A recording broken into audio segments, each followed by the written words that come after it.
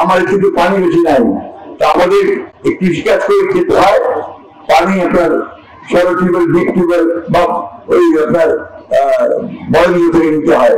আর সারটা আমরা ঠিক মতো চাই, ঠিক তো থাকে। তাছাড়া তো তোমরা পারেন না ভাই, মুখ বন্ধ করে থাকলে আমাদের যেতে ভাই, যে মুখ বন্ধ করে থাকলে কেউ কথা শুনবে না। যদি কথা না শুনে ডিসি অফিস গেলাও, আমি বলতেছি আপনাদেরকে কৃষকের দাবিতে সারের দাবিতে আমার দরকার হলে ডিসি অফিস ঘেরাও করে দেবে।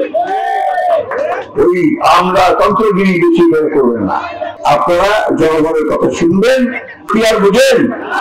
মা বোনেরা, আমরা ভোট একটাই দিচ্ছি যে আমার ভোট আমি দিব, যাকে খুশি তাকে দিব, এবং সেটা এক ব্যক্তি এক ভোট, তাই না? আর ক্লিয়ারটা হচ্ছে আমি একটা করে বলি, ওটা হচ্ছে কোনো ব্যক্তিকে ভোট দেবো না, দলকে ভোট দেবো। তাকে ভোট দিচ্ছি আমি জানবো না। জনগণ নির্বাচন চায়, জনগণ ভোট দিতে চায়, তাদের প্রতিনিধি নির্বাচিত করতে চায়। বর্তমান এইখানে আমরা কোনো আপোষ করবো না।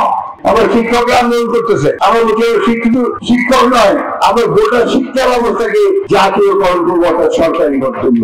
আমরা হিন্দু ভাই বোনদের জন্য করেছি, তারপরে পূর্ণ নিরাপত্তা দেওয়া হবে, সমান অধিকার আপনারা ভোগ করবেন।